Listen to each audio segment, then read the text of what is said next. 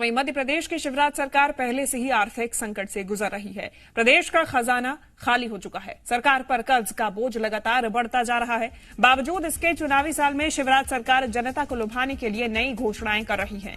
कर्ज लेने का सिलसिला भी नहीं थम रहा है। शिवराज सरकार ने एक बार फिर 12 साल के टेन्योर पर 500 करोड़ का कर्ज लिया है, जिसके लिए आज ऑक्शन होगा और कल लोन का पैसा खाते में रिफ्लेक्ट होगा। प्रदेश सरकार को यह कर्ज 22 सितंबर 2035 तक चुकाना होगा। इसके साथ ही मध्य प्रदेश सरकार पर करीब 4 लाख करोड़ रुपए का कर्ज हो चुका है। इसके बावजूद भी सरकार जनता को लुभाने के लिए नई नई घोषणाएं कर रही है। सरकार 6 महीने में 12 बार कर्ज ले चुकी है। जनवरी, फरवरी, मार्च, मई, जून और सितंबर में सरकार ने आरबीआई से लोन लिया है। हालांकि 2023-24 का वित्तीय वर्ष शुरू होने के बाद सरकार ने ये तीसरी बार कर्ज लिया है। चलिए ज्यादा जानकारी लेंगे। जी मीडिया संवाददाता आकाश द्विवेदी हमारे साथ जुड़ गए हैं। आकाश, सवाल पूछने लायक अब कुछ बचा नहीं है। चुनाव से ठीक पहले घोषणाएं और वो घोषणाएं पूरी करने के लिए ये कर्ज।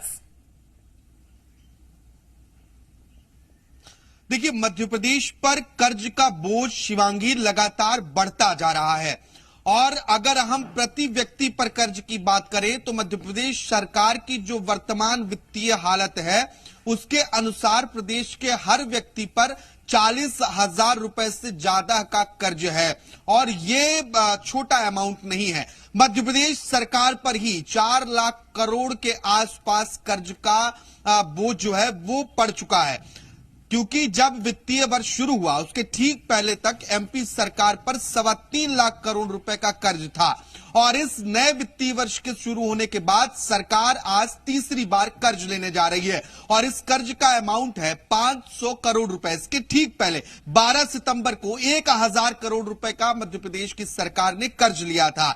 लगातार कर्ज पे कर्ज लिया जा रहा है और सरकार नई घोषणाएं करने से भी चूक नहीं रही है। खजाना खाली है, प्रदेश आर्थिक संकट से जूझ रहा है। इसकी सबसे बड़ी जो बानगी है वो कर्ज लेने के जो अमाउंट है और जो टेन्योर है, इसके साथ ही कितनी कम अवधि में लगातार सरकार ने कर्ज लिया है। 2022 से 2023 के अब तक की स्थिति में बात करें तो सरकार ने बैक टू बैक कर्ज लिए हैं।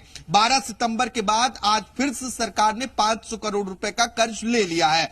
इतनी खराब वित्तीय हालत के बावजूद सरकार लगातार चुनावी साल में लोगों को लुभाने के लिए नई घोषणाएं कर रही है। अगर उन घोषणाओं पर हम नजर दौड़ाएं तो देखिए, लाडली बहना योजना, इसके बाद 450 रुपए में सिलेंडर देने की योजना, मुख्यमंत्री सीखो कमाओ योजना, इसके अलावा तमाम और अलग अलग योजनाएं हैं जो पिछले कुछ महीनों में ही मध्य प्रदेश में जन्म लेती हैं और इन योजनाओं को लेकर जो सियासी जानकार हैं वो यही बताते हैं कि सरकार चुनावी साल में लोगों को लुभाने की कोशिश कर रही है, वोट बटोरने के लिए ऐसी घोषणाएं की जा रही हैं। और क्योंकि मध्य प्रदेश में चुनाव बहुत ज्यादा दूर नहीं है और ऐसे में कोई भी दांव न तो सरकार छोड़ना चाहती है और ना ही विपक्ष, लेकिन कर्ज जो लिया जा रहा है ये टेंशन बढ़ाने वाली बात है और क्योंकि प्रत्येक व्यक्ति पर ये जो कर्ज का बोझ है वो पड़ रहा है और ऐसे में 12 साल 15 साल के टेन्योर पर लगातार कर्ज लिया जा रहा है। जो आज सरकार कर्ज 500 करोड़ रुपए का लेने जा रही है, इसका टेन्योर 12 साल का है। 22 सितंबर 2035 तक इस कर्ज को चुकाना होगा और ये बड़ी मुश्किल में डाल सकता है क्योंकि लगातार खजाना सरकार का खाली हो रहा है और बिना कर्ज के काम नहीं चल पा रहा है। हालांकि जो भी कर्ज राज्य सरकार ले रही है उसके पीछे हवाला यह दिया जा रहा है कि प्रदेश की आर्थिक गतिविधि और विकास को बढ़ावा देने के लिए कर्ज लिया जा रहा है। भाजपा कभी इस बात को मानने को तैयार नहीं है कि कर्ज लेना बुरी बात है।